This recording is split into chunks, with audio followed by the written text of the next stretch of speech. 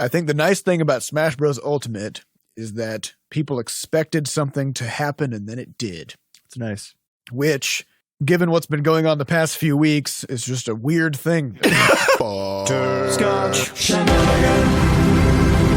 Hey everybody, welcome to episode 181 of Coffee with Butterscotch, the game dev comedy podcast, Butterscotch Shenanigans. I'm Seth, and I'm the games programmer. I'm Adam, and I'm trying to figure out if 181 is prime or not. I'm Sam, and I do art. And this is a show where we talk about life, business, and working in the games industry. Today is December 10, 2018. Well, it's a normal day. Yeah, it's just a normal day. Just a normal Monday, nothing weird going on. Mm-hmm. So, also before we get started, we have a warning. There's going to be a lot of weird stuff happening today in this show.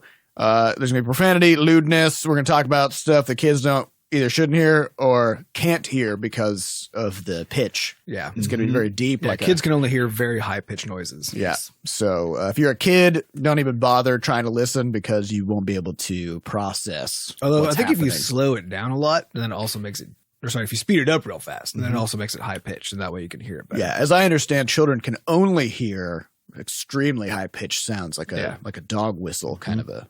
That's why they scream basically all the time. Yeah, it's actually that's how just they a communication method. It's a very rich sound, but as adults, all we hear is just the lower parts of the scream. Yeah, that just is which are the parts that are. It's kind of like how bagpipes, they have like that one constant horrible piercing tone that runs under the whole thing, you know. And then there's music on top. That's like how kids speak to each other. Yeah. There's a blood-curdling scream. Which is just a drone. Yeah. There's a scream, and then there's all kinds of stuff going on up there in the high register. Yeah. We're not privy to. That's where they're solving math theorems and doing all kinds of stuff. Yeah. Problem is their memory sucks, and they forget about it by the time, they're old enough to share it with the rest of us.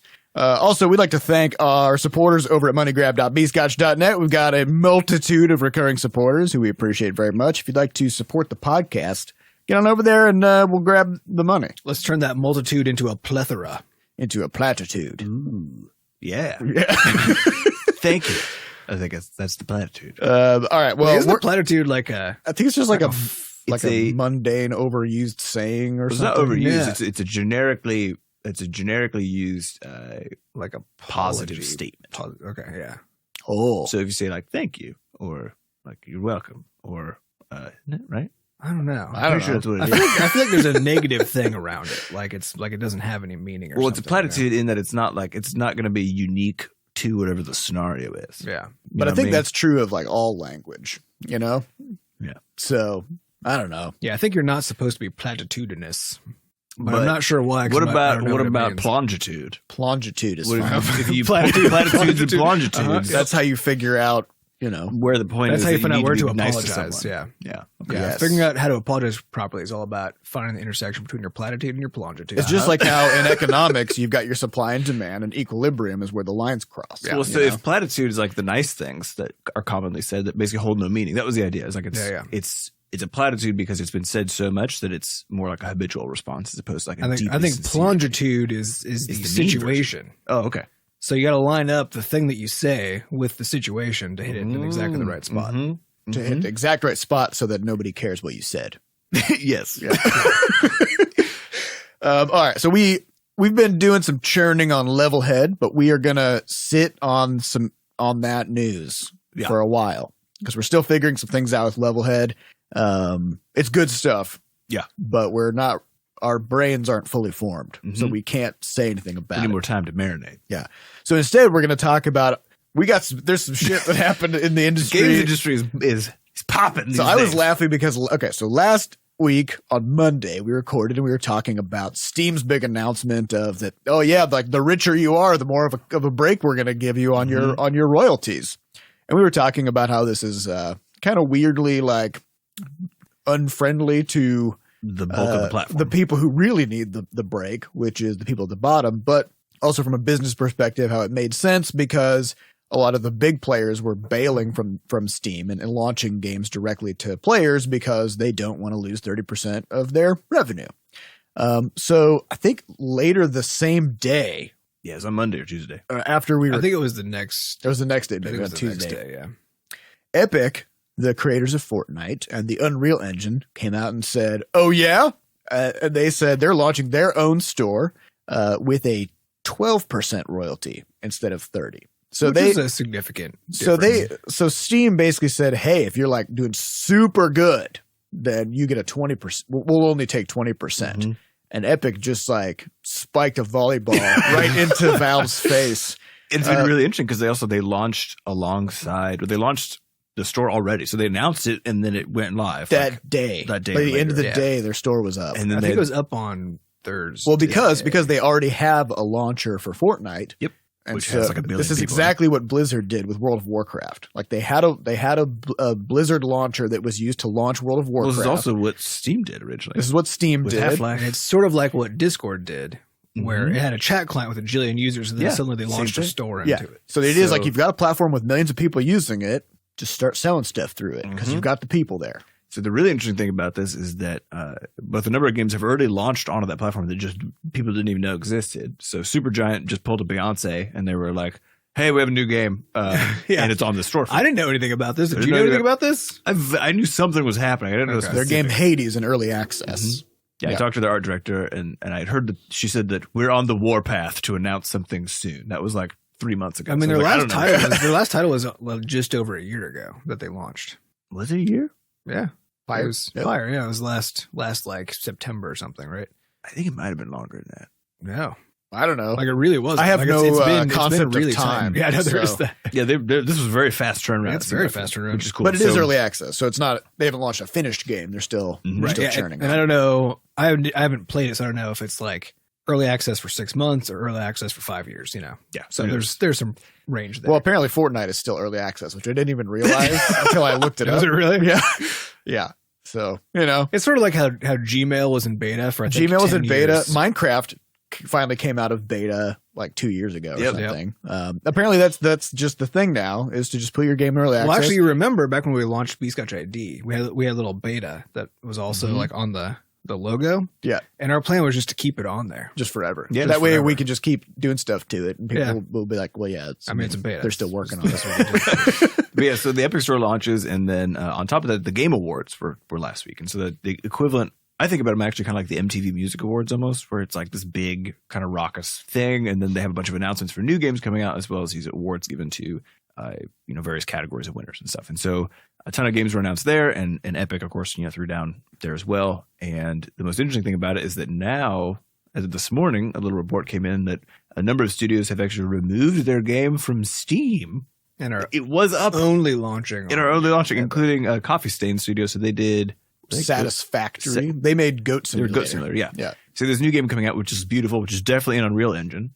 Which, by the way, if you're launching into the Epic Store, you don't have to pay them the royalty. Right. So you're getting an even better deal. Uh-huh. And so it comes out it comes out of your 12% instead of being added to your 12%. And so they pulled their game off of Steam. And a couple other games apparently have done this. And they made a hilarious video where the creator, the owner, the community manager of Coffee Stain basically said, like, I understand that some people are going to have some strong opinions about us removing our game from Steam. That's cool. Have those opinions. I loved it. It was refreshing. But I would never do it. No, but to me, what this says is that Epic is taking their Fortnite money and they are paying developers. They got to be for exclusives because like the risk would be way too high. The risk is too high to come to a brand new store with no idea how many people buy games there. Yeah, with no idea what kind of support you're going to get from the platform, et cetera. It's like they have to know all of those things in order for this to not or be to have some venture. Very strong mitigating scenario like a huge amount of money, big pile of money. Right. Yep. So we're curious how to see how this whole thing shapes out. I think it's going to be it's going to be a turbulent couple of weeks for Valve in particular. So let's also talk about, because it's not just about the royalty. Like that's a big deal. Yeah. But as developers, we've had numerous issues with every platform, not Steam, but like any platform that we've launched on. We've always had this kind of like recurring thread throughout our podcast and just throughout our general business discussions about the fact that any platform that we're on, they're always looking out for number one, right? So they're saying like, if you integrate our, Game Center or Steam Achievements or Google Play Game Services or whatever it is, then we'll like think about featuring your game and like basically do all the stuff that is about us, and then we'll give you the aside from taking the 30% cut, then we'll think about we'll think about featuring your game. And there's nothing that gives us control. Correct. There's nothing in that relationship that allows us, for example, to like email our players and say like, hey, we got a new patch coming out, or like, hey, we got a new game coming out.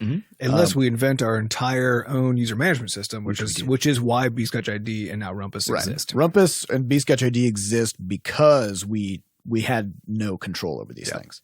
And it was to the point where we not only do we have no control, but now we needed to make our own, sort of our own first party solution to it. And we also knew that because players didn't have to give us information, we had to give them a really good value add in return for it, which is that's the origin of our cross game unlocks and cross platform save syncing. Was not because originally we thought it would be cool, but because we needed a reason for people to give us their email addresses. So we could actually talk to our customers. So that we could talk to our customers and be like, hey, we just launched a new game. It's not that we have like a burning passion for email newsletters. Yeah. It's that something we have to do because that's the market that we're in, right? Yeah. And so of course, like we're trying to have a good time with it and all that, and we're getting to use Rumpus and Butterscotch ID to do all kinds of awesome things. Well, that is the interesting thing is had we not had to do this, these wouldn't exist probably. Like we wouldn't actually be doing this. I'd be a game programmer instead of a web programmer. Yeah. And we wouldn't have that differentiator that basically no other studios have. Yeah. Is the whole cross game. But I think importantly, for other studios, by not doing this, they put themselves at a big risk, which is every time they launch a game, they're now totally right. Well, it is not that they put themselves in that position. It was just that the cost to get out of that position was huge. Yeah. And almost nobody could get over it. Yeah. But apparently this is also a problem that Epic had because, of course, they've launched games for years. And there's some interviews with Tim Sweeney. He's the guy who runs Epic.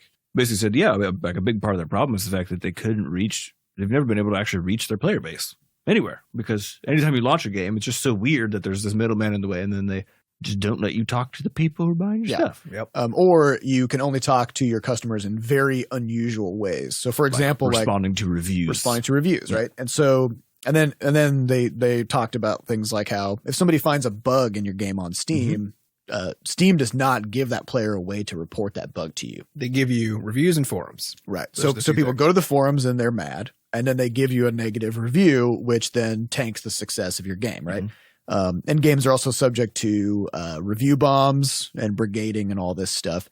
And as a developer, you can't intervene because these are Steam's systems, and that's how it's set up, and you can't do anything. You can't turn off the forums, for example. We have asked, actually. Yeah. Yeah. You can't turn off the forums for your game. That's a forced feature that all games must have. And there's no way for you to insert any kind of like middle step on Steam itself for people to like report bugs to you or anything like that. It's just people will just give you a thumbs down and that's it. So they made the announcement. Epic then talked about like that they were trying to work against these issues and develop an environment that is much more developer friendly, where they're saying like, we want to give players a way to report issues to developers without just like review bombing them. We're not going to have any forums. Like let the developers create their own forums wherever they want so that it's under their control. Right. And so they're weirdly like one of their sort of selling points is stripping away some of the features that Steam has. But then there's a lot of people who are also talking about how they think that this lack of features is going to be something that hurts the Epic Store, which I've been thinking about this, and I don't think people really care. Because Fortnite is now has 8 million something daily concurrent players at peak, which is about the daily concurrent user base on Steam. Steam's is like 14 million. Yeah. But that's just like people who have Steam running, right? Yep. Like they're not necessarily like actively playing games on Steam. It's just that there's like 14 million people using Steam at a given time. And so this one game by itself is now competing with all 26,000 games on Steam simultaneously. And nobody seems to care that it's just through this Epic launcher and they don't have Steam achievements for it and they don't have all these other things. And so I think maybe the old guard will care, like people who grew up on Steam, kind of like we did, and that's like at a really core part of their gaming ecosystem, but that's not necessarily maybe the majority of people anymore. Certainly not the majority of players anymore. Yeah. Definitely not. Because So if you look at a game like Fortnite, the whole point, the really interesting and weird thing about it has been the wide reach that it has, despite being a crafting first-person shooter, right? Yeah. If you would say like, hey, we're going to make a game that can reach a market cap of like 8 million concurrent users, and it's a shooter with crafting in a 3D environment, literally no one would be like, that's too hardcore of a it's game. too Like, intense. nobody's going to play that. And you'd be like, also, it's on phones. Yeah. You'd be like, that's not a thing. It's not even possible. So I think things are changing very, very quickly, and I think this Epic Store announcement is a big, big shakeup in the industry. And my curiosity is what Valve's response is going to be in the next couple of weeks. Between now and then the time our podcast launches. Yeah, because apparently that's how it happens. 2 days. So this week something's going to happen. So I don't know, because I have to work. Most companies are pretty leaky in terms of information. There are some like impressive exceptions, including like Bethesda has in the past done a remarkably good job of somehow keeping information about like Fallout titles a secret and stuff. And so there are definitely some exceptions out there, but a lot of this stuff like just kind of gets out a little bit. Mm-hmm. But then nobody will ever admit that, that. So, but what I wonder is, did Steam make its original announcement with the new revenue share split complete without any awareness whatsoever about what Epic was about to do? Or was that already their like best attempt to mitigate this problem, right? Because presumably Valve has built its entire company around this 70-30 split, right? Yeah. In terms, like, they know how much money that they're bringing in, they know how much everything costs, they know all these things that are happening. Consider that also Steam, I believe, unlike Epic, at least for the moment, provides things like save syncing and even multiplayer and matchmaking. They actually provide, they have a ton of features. Yeah. So if you're creating a real time multiplayer game with heavy web components, you actually get to offload like all Rocket of that. League like or Rocket something. League. You actually get to offload all that cost onto Steam. Even like user account creation. Yep. Like if I play Rocket League, I don't make an account. No, you just use Steam. Yeah. I don't even have to know the studio who made the game. Right. I don't have to know what their website is. And of course, this is great for Steam because this prevents you, the customer, from actually having a relationship with the developer. Right. So to me, this is a bad thing for the developer, but it's in the guise of a good thing, which is that now you as a developer. It's easy as a player to just like boot up the game and play. Well, it's easier for the developer because you don't have to build your own web infrastructure. Right. And so when it comes to that 70-30 split for like a real-time multiplayer game for an indie studio, that's probably pretty dang close to worth it, actually, in terms of just good like deal. what you're getting out of that.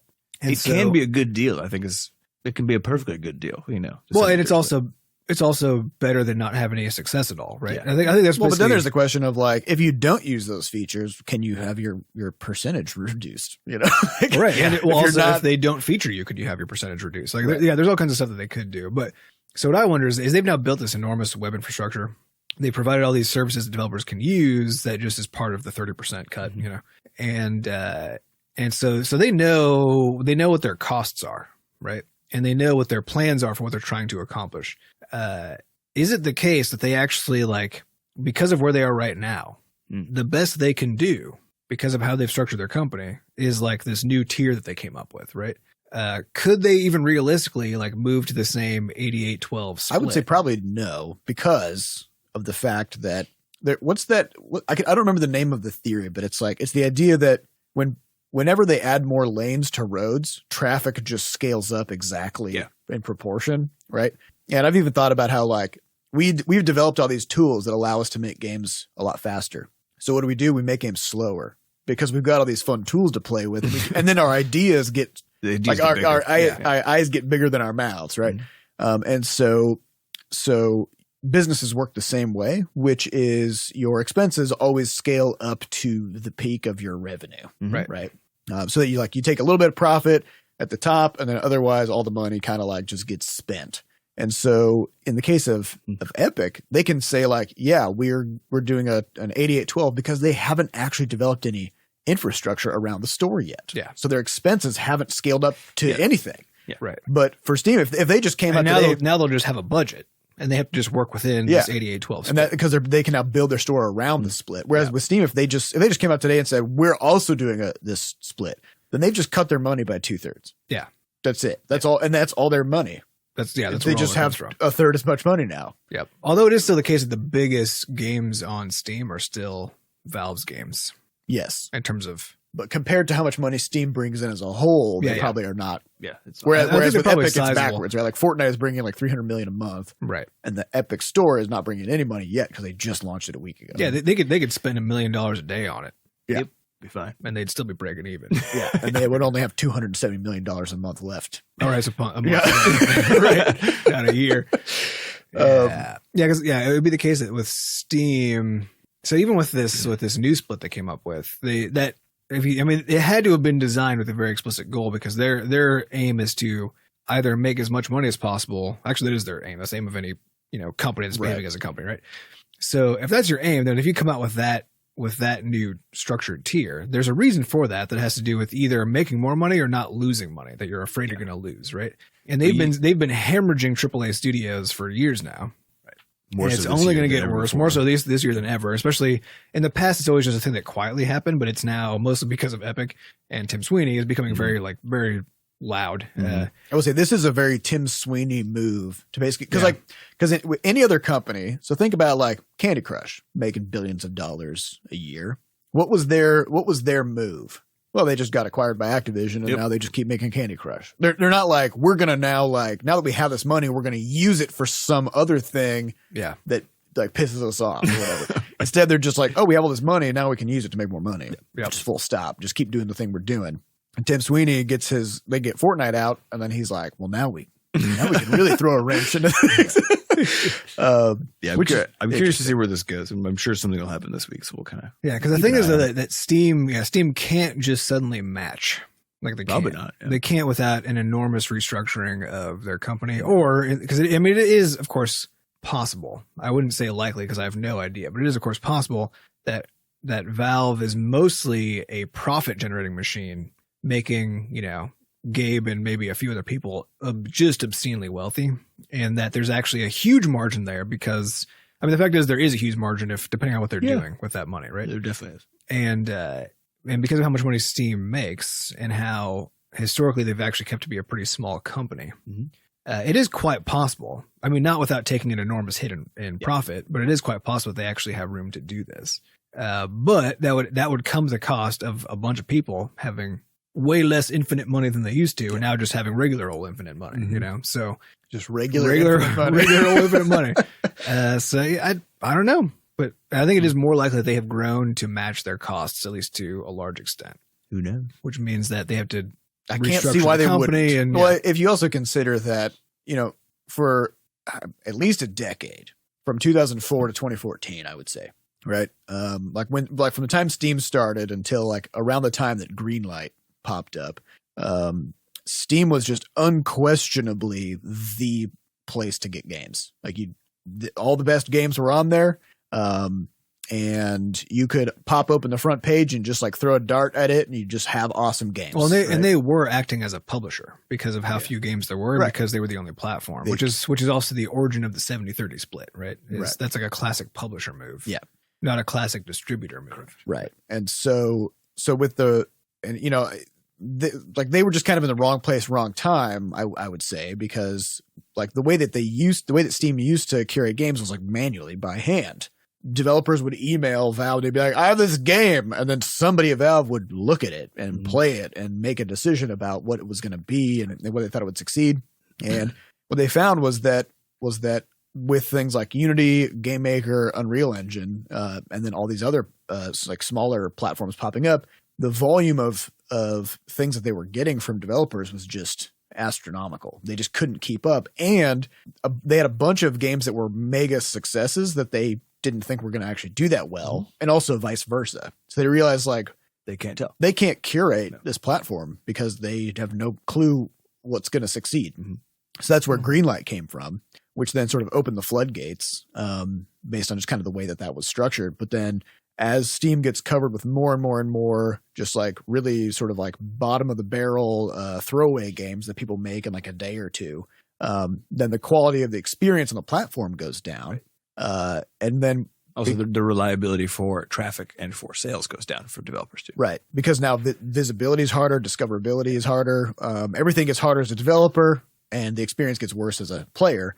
And then when you switch that over from like to cut out Greenlight entirely and go to the Steam Direct model, now all of a sudden that all those problems get even worse. And so in just the past few years, it's gone from Steam just being like the unquestionable, king of the market to now people finding so many issues with trying to like put their games onto there that now just like all of a sudden you got Discord, you've got Epic, you got all these other competitors popping up thinking that they can sort of fix all these problems, which mostly comes down to curation of content, I would say.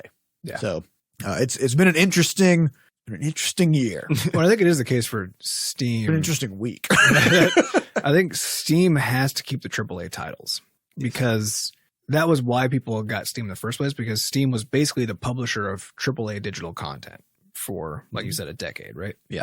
And when they opened the floodgates, and starting with Greenlight, though less so, because at least that was still mostly like people said, hey, I want to buy this. And Steam was like, cool, I guess if you want to buy it, then we'll let it come on here and so on.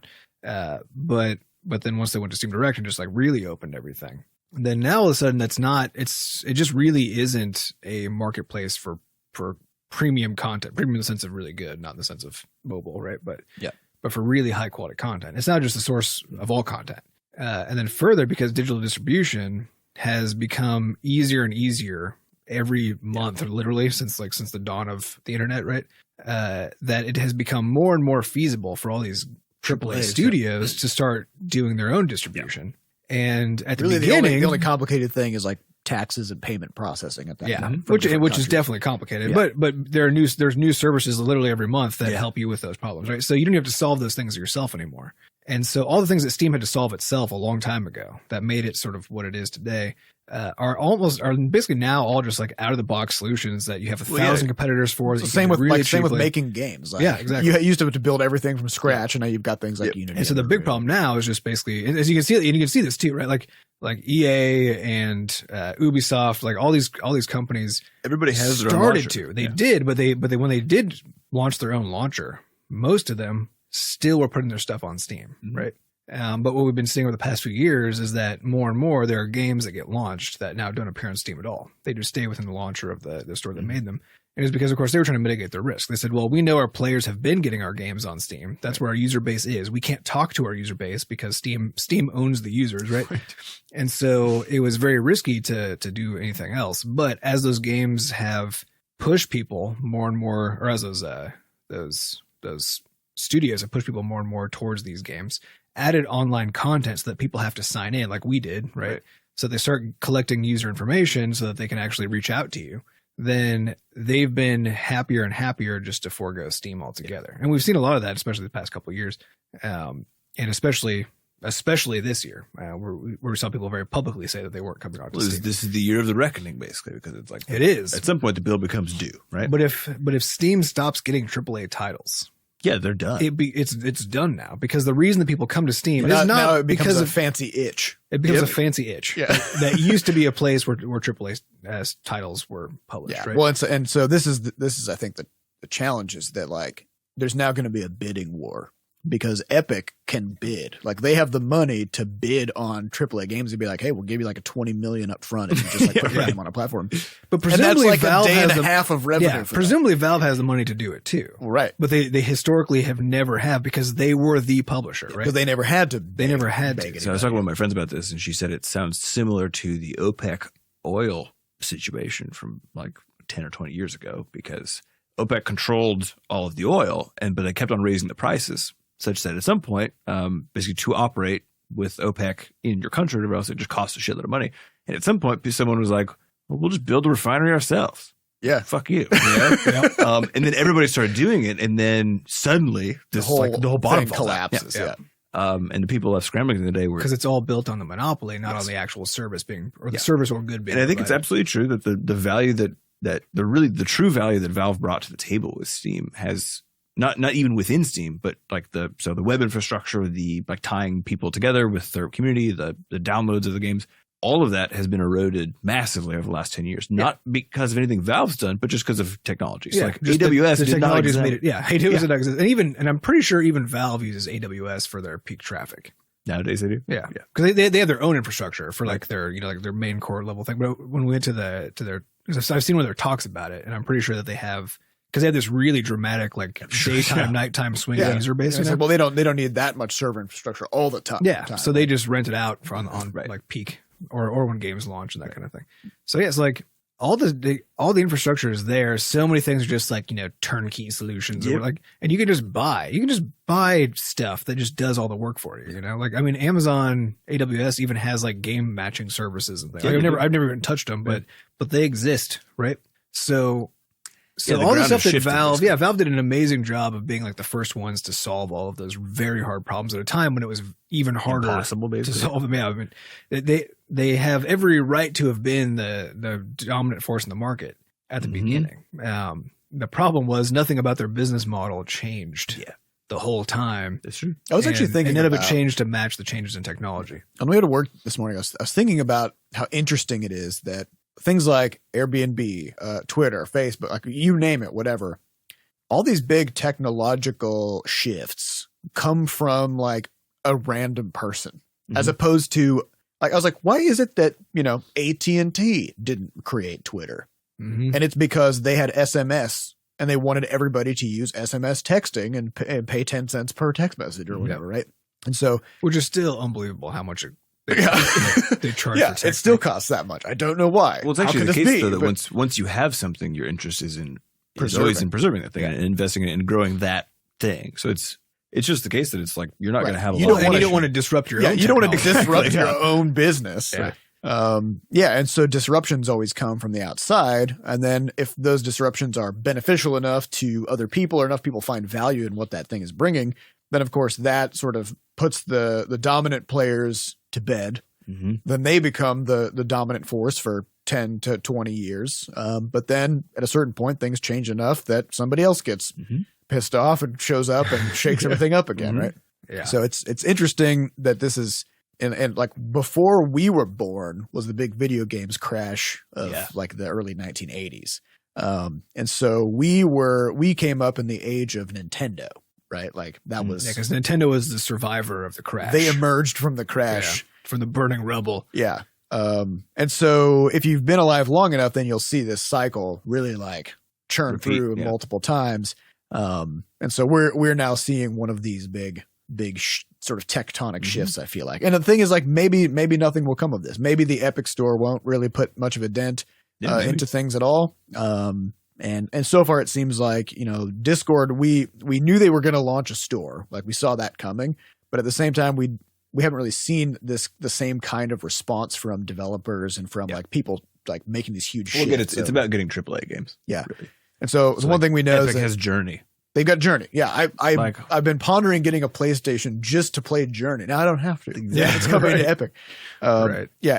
And so I think they have an Xbox exclusive title that also is coming out. I can't remember what it is, but so we know that Rebel Galaxy Outlaw is not coming to Steam now. They're going exclusive on Epic. Super Meat Boy Forever is going to be exclusive on Epic for a year. That's the mobile one they made, right? It's an endless runner. Right. Yeah. So it's the one that they made to launch on mobile. Right. And then I think they realized most of their audience is on desktop. And if they start on mobile, then nobody will buy it on PC. Yep. So they're going to start on PC and then probably go to mobile. Yep. Team 17 announced the Genesis Alpha 1, which is one of their big like space disaster simulator games. That is also not going to be on Steam, and that's going to Epic. So there's a whole bunch of these like they're big high. Well, then the other thing that they're doing, which undoubtedly they have to spend an enormous amount of money on, Epic does, is every week they're going to give everybody a free game. Every 2 weeks. Every two weeks, right? For next year. Yeah. But think about the rationale for this though. It's like it's beautiful because what they're saying is like, yeah, we know all of your games are in Steam, right? Like we know that. Right. But we're going to bring all of those same games onto our platform. And then we're going to just going to let you have those games. Right? Because like, think about what those, like the first games are Super Meat Boy and Subnautica, right? I don't know what's coming next, but these are two of just like Steam the classics, best essentially indie titles of all time, right? That are you just get to have now, right? So, because I was looking at this and I was like, oh shit, yeah, I already know now that I'm going to boot up the Epic launcher at least every 2 weeks to make sure that I get the free grab that game from the library, even though most of those games are going to be ones that I probably already own on Steam. But once I do that, the transition, you're migrating all the best games from your Steam library. The transition becomes easier and easier to move from one platform to another, because I think the main thing that Steam has going for it is that it's been the dominant market for 10 years and that people have their game libraries there. Yeah. So all it would take when I say all it would take, like it sounds I'm saying it as if it's not a big deal, which to Epic it won't be, which is all it would take for them to say to Team Meat to be like, hey, we'll give you like $3 million if you put Super Meat Boy up for 2 weeks for free on the Epic launcher. Yep. Because that, again, is like an afternoon of revenue for Fortnite. Yeah. So we'll see. This is crazy. This is just crazy. Yeah. Also, crazy news. Farm Simulator 19 came out, launched 19. This is the 19th one. Did they launch one a year? Or yeah, I two think so. a year. I think they launched one a year. Okay. I was doing some reading about. They have like these weird off years. I don't know. It's weird. But, Okay. But That's a high number. Farm Simulator 19 is the most unapologetic game. Or is it just for 2019? Maybe that's what it is. No, I don't know. Maybe kind of like how cars have like the next year's Maybe. number a little bit Yeah, it early, could you know? be. But so Farm Simulator is basically graphically not really that impressive. They don't try to push like realism in that sense. They try to push realism in the sense of like it's just farming. Like you're just doing farm shit. Like you're picking up after animals, you're feeding things, you're driving spreading around. fertilizer. Mhm. You got to buy it's like a business simulator plus mundane chores. And so they sold 1 million copies in 10 days. So Power of sequels, man. Once you're at number 19, you got to have a good audience. Everything's good. You're good to go. And they have a farm con in Germany once Oh a my year God, now, where like awesome. thousands of people go to talk about farming. How many of these people who play this game do you think have like farmed in real life? Most of them have not. Okay. Um, I'm curious. Just yeah. So I think just 'Cause I was trying to like 2% of imagine- people are farmers Yeah. now. Yeah, so. no, but I was like trying to imagine our own farmer family. Like after Sitting down they've and been about working this. their asses off all day and then coming home and sitting down and playing a farm simulator just seems unlikely that that's what would I happen. think so. Well, I mean, I know that a lot of people who worked at NASA play Kerbal Space Program. That's true. So who knows? That's true, but most people who work at NASA Can't get enough. they don't actually get to do any of the They stuff don't that get you to do go at to Kerbal space. Program. Right. Whereas the farmer is already doing all the things in the farming It'd simulator. be like somebody being in the International Space Station playing Kerbal Space Program. No, but even in that space. because they don't get to make rockets. You know, That's true. That's true.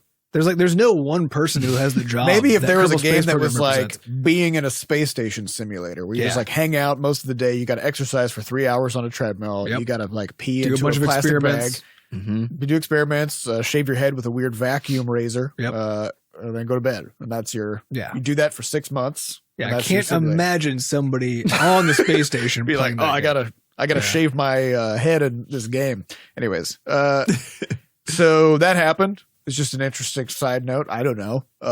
Also, Fallout 76, the saga continues. Last week we talked about their big PR disaster with these God. canvas nylon bags. And at that time we said, I'm sure we'll have more to talk about next week because I can't imagine that this is the end of this train wreck. And that turned out to be correct. Yeah, Adam mentioned earlier that Bethesda's been very good about keeping secrets, but this is a fantastic example of them not. So people who would basically opened up and said, "Okay, we will fulfill your order for this canvas bag or this not canvas this what was it or is it canvas bag? Supposed to be. It's supposed to be canvas bag. Yeah. So if you got one, you put your information, submit a ticket through this thing that we built. So Bethesda, the company that makes extremely buggy games, was like, we built our own. Is this true? It was even worse than that, which was because Bethesda sold directly to customers and they had a lot of refunds, et cetera. They've got their own customer service portal. Yeah. Right. So they didn't pay to use like Zendesk or something. correct. They developed their own thing Okay. for people to demand refunds, for people who are mad about the game, people who are wanting to get their canvas bags. Classically, Bethesda's sort of always been the butt of the joke is that they just release really buggy games and then rely on the community to fix it, right? And so they also have this piece of customer service software. Turns out That's on the web. Yeah. Harvesting private personal information. So people submitted their tickets to get this new bag. And when they got redirected, they could see all of the people who had been submitting these tickets, as well as their home addresses and phone and numbers. occasionally, I don't know, was there credit cards involved? There were Or just some the type people. of Some credit people cards, could maybe? find like type of credit card and last 4 digits of credit card number, which of course isn't enough to really do anything with. well, I mean, most private data by itself isn't, but it's always in combination with other private data. Yes, is the problem. so that's. So essentially, if you went to report your canvas bag, then Bethesda's like, thank you for your ticket. Now here we're going to expose you to potential identity theft. I don't know. What a disaster. I mean, we've we've been talking about this whole thing for weeks now. So we've said it all. I don't know. Yeah, who knows? Move on. This is just next a thing that happened. Smash Bros. Ultimate came out. People, thankfully, it's good. People love it. We all needed something. Jesus. Yeah, it's fantastic. I haven't played it yet, so I've got to play a little bit. I think the nice thing about Smash Bros. Ultimate is that people expected something to happen and then it did. It's nice. Which, given what's been going on the past few weeks, is just a weird thing. It's a weird thing that happened. Defies expectations. Yeah. Is it the last major title to drop this year? Yes. As far as everybody knows, I mean, I think so. I don't know. I don't know if there's any other big ones launching. It is because it is kind of late late for even this one to come out because especially like Nintendo's really big on holiday spending. Like that's kind of like their main driver of the year. And the fact that they're going to launch their biggest title of the year, like when everybody's already bought all their Christmas presents, you know? Well, it is still a couple weeks before. Maybe they're hoping for the procrastinators or people who get the Switch for Christmas. Yeah, they can go to the shop. They got a gift card or whatever. Yep. I'm sure there's going to be plenty of Switches sold this Christmas. Definitely. So I know we spent a lot of time on the news today, but goddamn, it's been things need to quit happening. Yeah, I was thinking, I think earlier in the year, we would only have like 5 minutes of stuff going on in the industry to talk about. Happening. Sometimes there wouldn't be anything at all. It was mostly just sort of like drama kinds of stuff, just like infighting of some sort or another, or somebody being Twitch offensive streamers about being something. racist. Yeah, like that kind of stuff. Yeah. But now it's like interesting business stuff happening. Some shakeups happening. Yeah. Yeah. And all that other stuff is still happening, but this is just now. It's being overshadowed. Nobody cares. Okay. Well, let's get on to some questions. These questions come from our listeners over at podcast.bscotch.net. So if you'd like to get your question onto a future episode, you can get on over there and then do the question. Mm-hmm. Yeah. Put a question in there. First question comes from lekiy. Lekiy. I'm not sure what this is. With Scuffle Buddies, not your active project, do you occasionally dip into it in order to keep it active in your head meets? How does the studio manage having multiple projects without abandoning them? That's a great question. We don't. We talked about this, I think, a couple months ago. With Scuffle Buddies being on the back burner more so, and then more and more so on the back burner, and then making its way slowly to the incinerator that's at the back of the back burner. If you think of the back burner as like the part of the rocket that shoots the rocket forwards, that blows fire plasma out, and then it jettisons itself. So that the rest. So of we the kind of put Scuffle Buddies behind one of those burners. It wasn't like we put it on the burner, So, so I think this is interesting. That caused it to be incinerated because we turned up the back burner too high. Yeah. This is something that we've actually said multiple times throughout our podcast history, which is that there is no such thing as the back burner. The back burner is an incinerator, because if you've got a project that you're genuinely excited about and you think it will succeed and you have a clear vision for what it is, you do not put it on the back burner. Yeah. It stays on the front burner all the time. And so if you're putting something onto the back burner, there's something wrong. There's a reason. There's a reason for that. Well, and you never run out of things to put on your front burners. Yeah. You know? So the moment something gets back burner status, it's not coming out of there. It's not coming back. Because the thing about the back burner is it's way back there.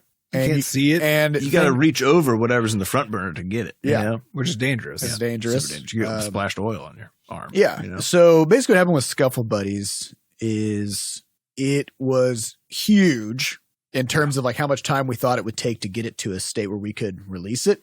But also it was fucking weird. So occasionally we make a game that is too odd in the sense that it defies too many expectations. Yes. So people wouldn't know how to describe it, wouldn't know how to play it, wouldn't know how to think about it, wouldn't know if they should buy it. Right. And then if you put that in combination with, like, usually each project we take on, we like to be stretching in some domain, right? So whether it's, in Scuffle Buddies is going to be basically this matchmaking technology for doing online matches for people, as well as actually doing the online matches, as well as balancing basically what ends up being this sort of massive, it's a pet battling game, but like a card game. It's like a strategy card game with pets, essentially.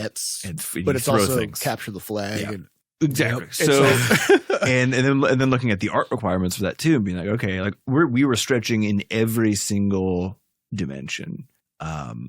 which was basically a bad move, because essentially what it meant is that making any progress on that game not only was hard to do, but then usually just opened up another arena through which we had to, like, there was no point where we made enough progress that we were like, oh, we have it now, and now we can just kind of produce. We were just constantly pushing against that barrier. We had a bunch of cool prototypes of different, like, basically fragments of it. Yeah. That were pretty neat. It was like a bunch of little neat little toys that we were trying to figure out, how do we make these not just be toys, and how do we get them to all play? I mean, it was an open world collection game where, like, you go out and you could interact with everything was part of the premise, right? You could interact with anything, and then somehow that was going to tie back into a card battling game. Yeah, so you go out in the world, you put down these traps, you put bait on the traps, depending on the bait and depending on the thing around, buddies would come out. Yeah. So then they're you just And you capture have to buddies. battle them somehow. So You have to, essentially, reel them in. the buddies had their own environments that they lived in, and Mhm. you had to kind of like learn where they lived. So you would like put a trap down, and then the traps had 3 slots, and you could put like different kinds of worms or like berries or Mhm. whatever. And then depending where you put the trap, what was near the trap, then you had different chances of different things emerging. Mhm. They would come out. Then there was like this weird, this weird like turn-based game where the buddies would like work their way toward your trap. Yep. And then you had all these items that you had with you that you had to like throw at the buddies And deploy, basically. and deploy. So you deploy things to like scare some of them away. Because you and just want to catch the one you wanted want. to catch the one, right? And so it would like get onto the trap. It would take the bait and then like start to run away. Mhm. and you and had then to- the trap would fire, and if depending on how far they were, there's this tethering mechanism. The whole thing was insane. So, But it was kind of awesome. oh no, it was- it's super cool. It was cool and it worked, but in terms of being relatable and like it would be hard for people to grok.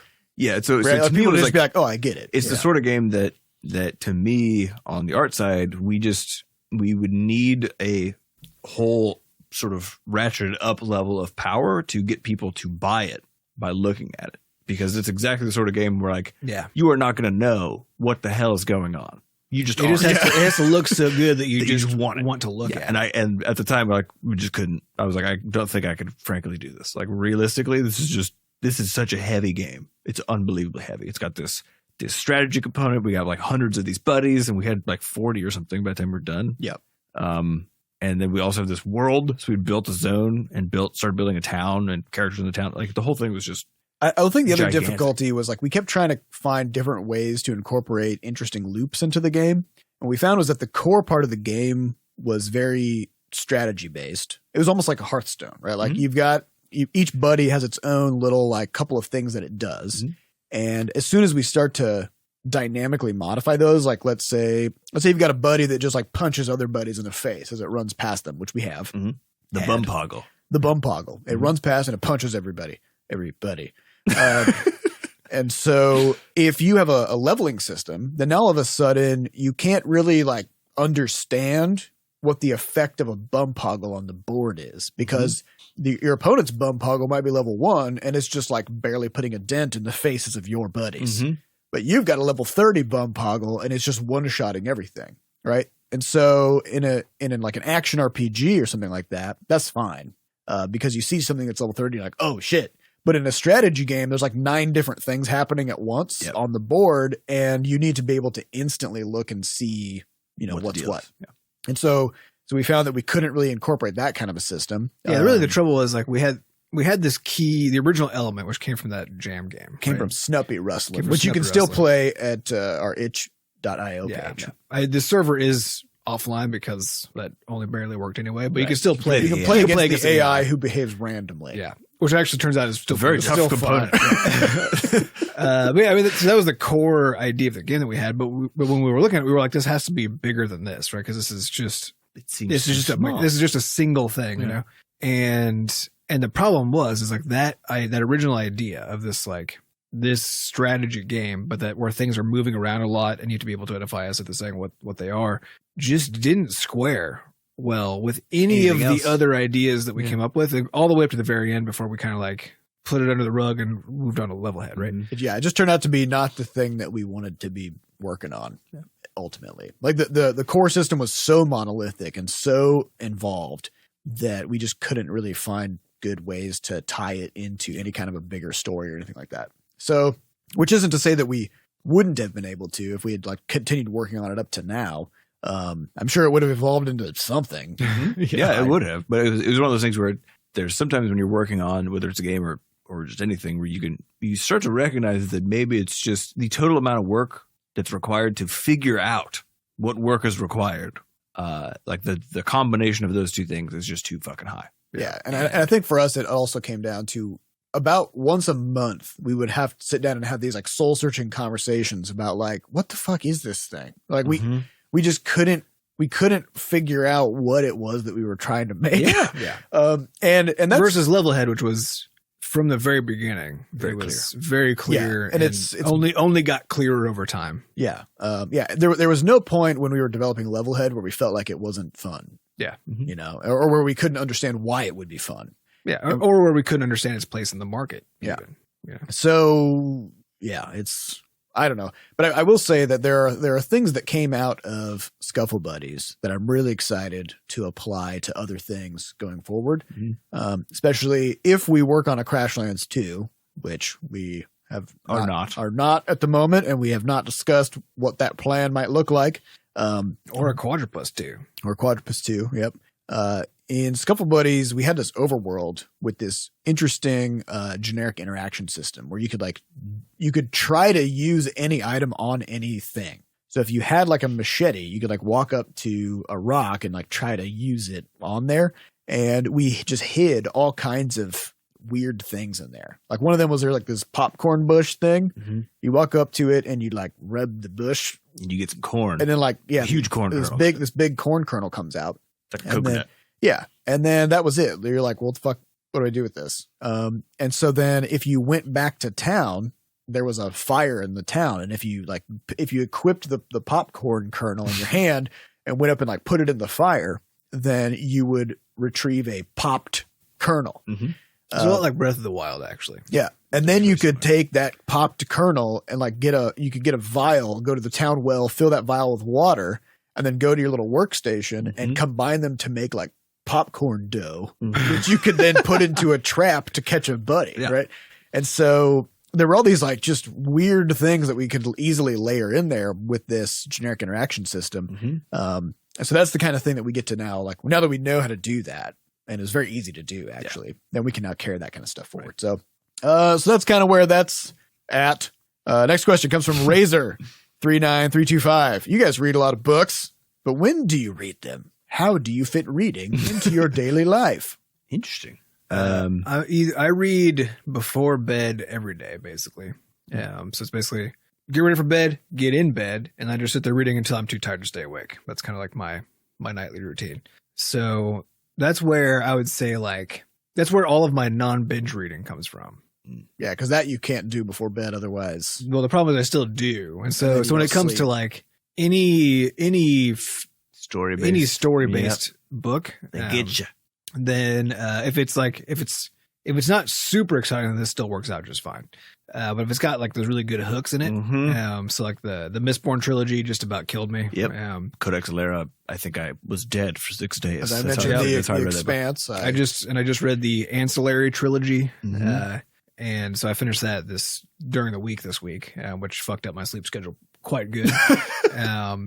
Those will typically binge, but it's like I'll start reading them when I get in bed. Like the ritual is still there. Right. It's just that now I might not stop until it's way too late. And then on weekends. So on weekends, if I'm reading nonfiction stuff, if I'm reading nonfiction stuff, then on weekends it's still just part of my nightly routine. Interesting. Yeah. But if I'm reading, story-based, really engaging stuff, then typically weekends are like part of the binge time where I'll just like lay down on the couch, read for 6 in the morning, hours. Think get about the cat on me, and then just read for 6 hours. Think about what it was like before it was possible to binge consume content.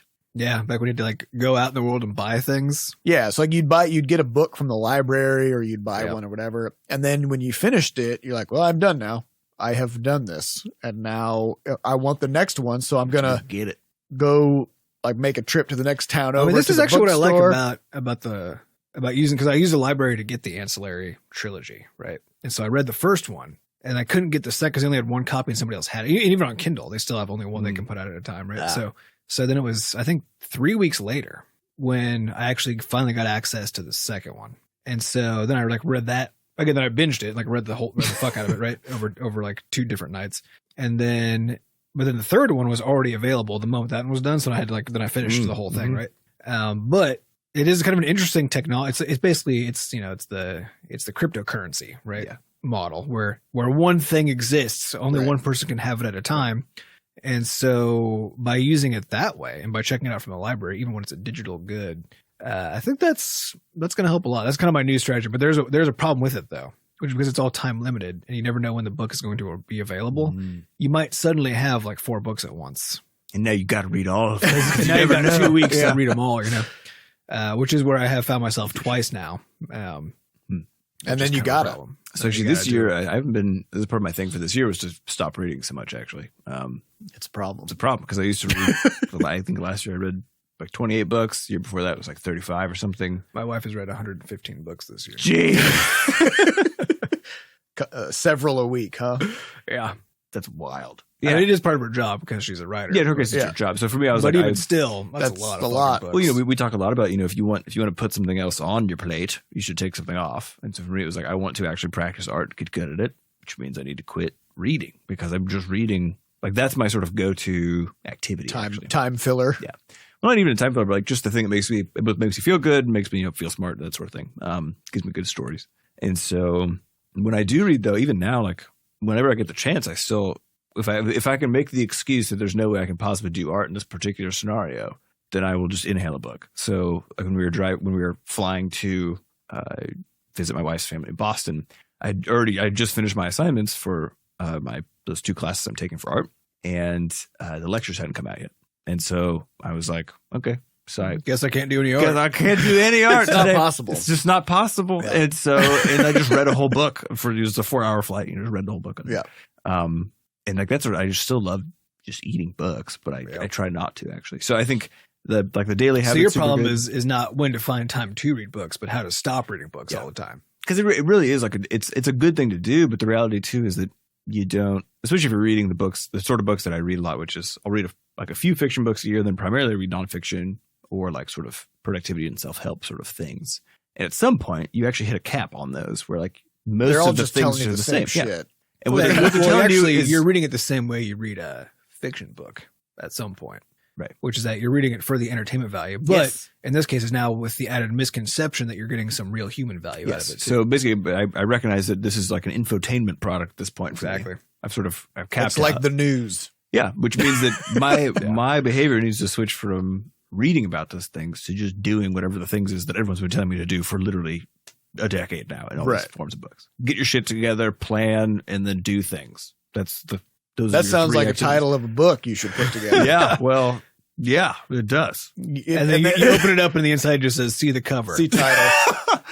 Well, honestly, it's the joke about a lot of self-help books, but like that you could just explain it in a sentence. But the reality is I think people kind of need to be hammered away at over like 300 pages before they're like, okay. Books. Yeah, or 300 books before they're like, okay, I understand. I need to do things. I think maybe a bigger question is, how could a person not have time to read even like a few books in a year? Yeah, well, I think, again, it just comes down to about priorities, right? Well, it comes down to what your defaults are. So like, I think the reason why reading is so easy for me is because it literally is a default activity where if I'm just like bumming around the house or if I walk by the library, I always go in it because I'm like, I like books. Reading is a thing I do. Right. It's just sort of like, it's just sort of a core thing that I do. So I think it just depends on your default. So if your default is something else, we talk about default habits a lot. Yep.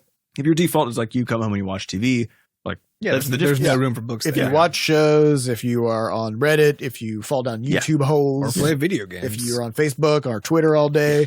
So I think then you got no time. Yeah. So like that's why that goal for this year was just to try to swap those defaults out, which I definitely haven't. Like it's not the case that when I'm just have downtime, I'm like, oh, what could I draw? Like that's not a fucking thing that I ever do.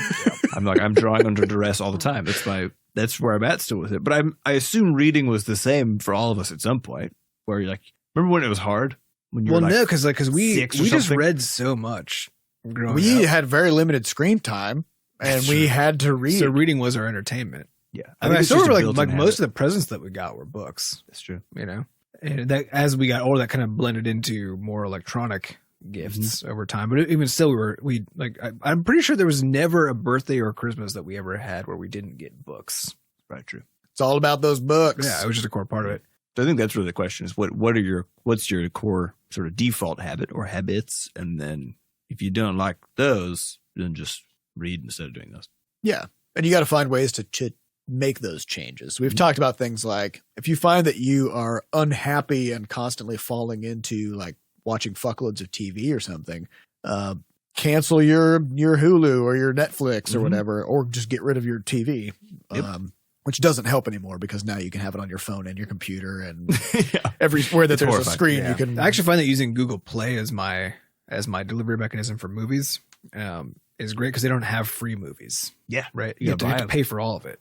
And so that means that price actually is important, and it always feels like a big deal because I've spent money on the thing that I'm doing, and I only use it to try to find titles that I wanted to see during the year, but I don't generally go out to movies. So titles that I wanted to see that have now come out digitally that I can rent for like $5, right? Like you find that little Venn diagram, and there's almost nothing there. It takes you about a minute to find out if anything has fallen into that category yet, and then if so, you got to go buy it. You know, and that's a decision as well. That's a decision, yeah. But it's like these very quick decisions. It's not something you can do on accident. Yeah, you can't do it on accident. It feels important, and I still get caught in the Netflix trap all the time because it is just like infinite stuff is just available. Oh yeah. But by trying to switch over to mostly using stuff that I pay for instead, and so because there's something about like it's hard to identify the cost on your own health and time or whatever of these things, but it's still very easy to feel the cost of money. Well, I also think That's true. This is part of put money in the way. It helps a lot. This is part of the problem with books.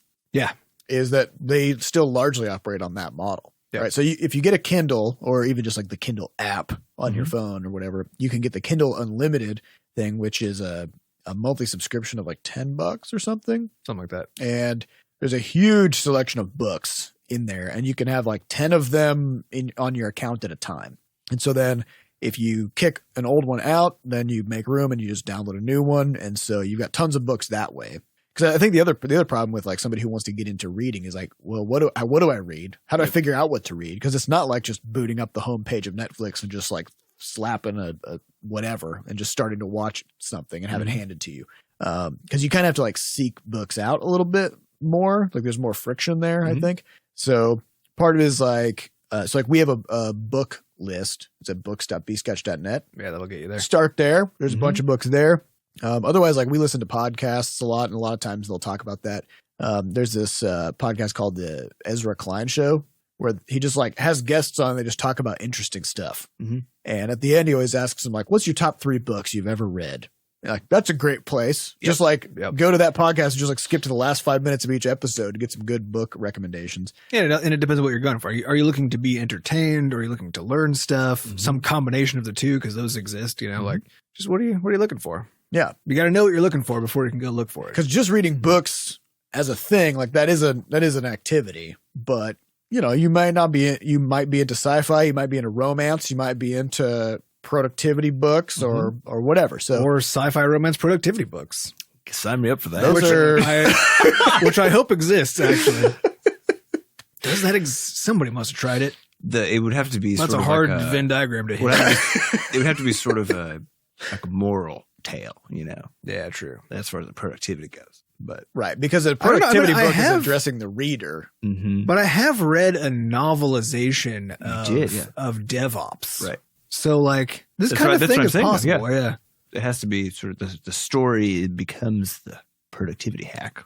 Yeah. So whereas like you have to vicariously experience the productivity, life-changing things through the protagonist or something like that. Yeah. And they explain it to you as it goes, right?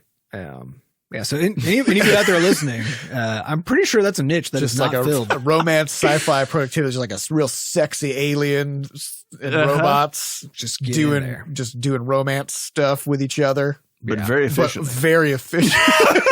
Efficient. Yep. Oh, man. Okay, well, that's a good place to leave it. All right, we'd like to thank our producer, Fat Bard, for making us sound good. Thanks to our community moderators who keep our Discord running. If you'd like to get more involved in the Butterscotch community, you can hop into our Discord server at discord.gg/bscotch and come say hello. Also, if you'd like to get some Butterscotch merch for yourself, you can check out our shop over at shop.bscotch.net. Or if you'd like to send us something, we have a mailbox, which you can find the address for at mailbox.bscotch.net.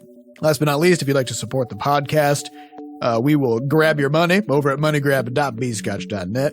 Thank you all for listening, and we'll see you next week. Bye. Goodbye.